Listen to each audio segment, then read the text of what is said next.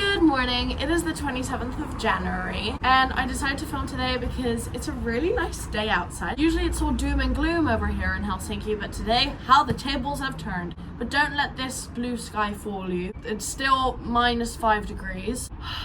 That's proof right there. But in this video, there's a little grandma who's walking with her walking sticks and it's making a little bit of noise. I don't know if you can see her. Look at her over there. Anyways, in this video, I'm gonna be talking about what I learned in 2022. So I have 5 lessons or realizations that I've kind of had throughout the year. I know it's a little bit late because it's almost February, but you know what? I needed time for it to really sink in.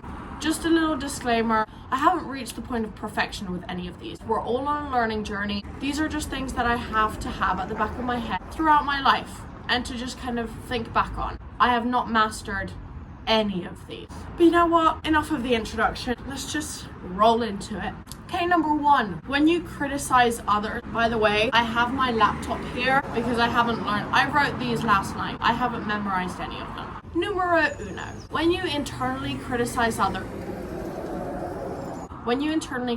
others in order to make yourself feel better about your own insecurities, it's counterproductive. We do this subconsciously, at least I do, and I probably do this every day, and I really wish I didn't, and I'm trying not to do it, and I'm practicing not doing it. What I mean is, if I have an insecurity, I would either find that flaw on other people, or the people who don't have that particular flaw, I would try to find another flaw just to make me feel better. It might make me feel better short term, but it definitely doesn't help in the long term picture. If you highlight other people's flaws and imperfections, you will continue to highlight your own, and that cycle will continue and continue. Therefore, when I catch myself doing that now, I've been practicing finding good things in other people, even people who I see on the street. And I think that helps me do the same for myself and find positive sides instead of negative sides of myself. It's a struggle, it's a slow burn, but I do think that I'm slowly but surely progressing. So that's the main bit, right?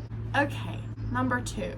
This is something I mentioned in my pickle video, but my point is a little bit different this time. So listen up, folks. 10% of our life is reality and 90% is what we perceive it to be, right? Yeah, okay, we've already covered that. In that case, you decide whether you're an unlucky person or a lucky person.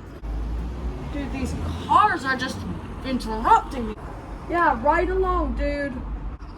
I heard this thing on Georgie Stevens's Rise and Conquer podcast. You will always find evidence to prove that you're an unlucky person, but you will also find just as much evidence or even more to prove that you are a lucky person. This anecdote describes it perfectly. There are 2 prisoners in a prison cell. One of them always looks at the stars and the other one always looks at the mud. The mud and the stars don't go anywhere. They're always going to be there. It just depends where you look. And I think we can all agree that the star staring person is going to be a much happier and luckier human being than the one that's obsessed with the mud. If you believe it or if you don't believe it, it's the truth. Yeah? Does that make sense? I think that makes sense. Why is my laptop not scrolling down?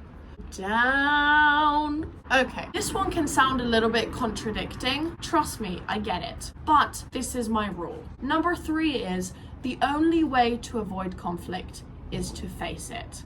Did I come up with that yesterday night by myself? Yes, I did. Applause.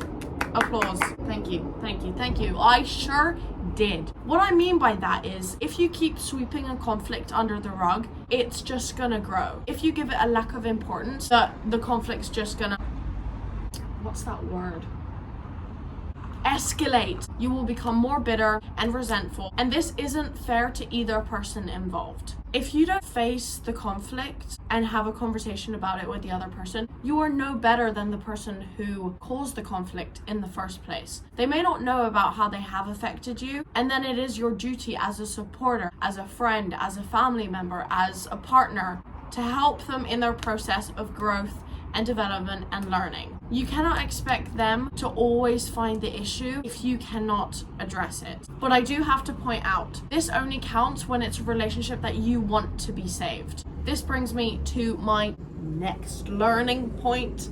Number 4. Oh my god, my hands are so cold. When you progress as a human being and grow out of the old version of yourself, you're going to grow out of other people. No, that does not sound good. You will also outgrow other people. Yeah, okay, that makes sense. We're not Jack and the Beanstalk here. Outgrowing other people is okay. It does not mean that they are any less or that you are any less. It simply means that you are on two different journeys, and maybe those paths were meant to be temporary. Because most paths are meant to be temporary, whether you like it or not. Sometimes it hurts, but you know what?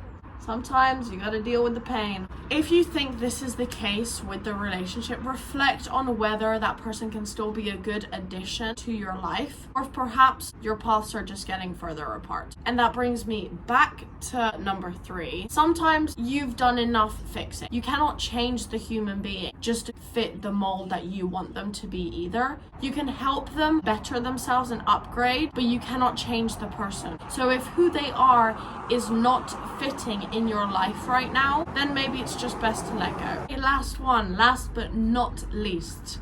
Definitely not least. This might be the most important one. Number 5 is nobody is you, and that is your power. Let that sink in. You cannot reach the same goal as someone else by following the exact same process. It's just not gonna work. You have to find a way to reach your targets your own way. And that's the awesome and cool thing about life.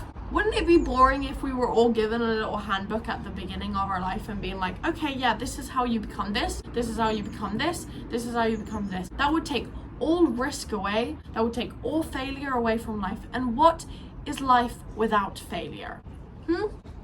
What is life without failure? I wouldn't know the answer, to be honest. It doesn't sound too exhilarating, does it? I hope you guys got something out of my 5 points. I think I'm gonna do this next year as well, because writing these down last night just gave me a lot of clarity. I hope you guys enjoyed this video. I hope you guys learned something. I must say, talking about that really made me happy. I hope you guys have a great day, and yeah. Bye, everyone.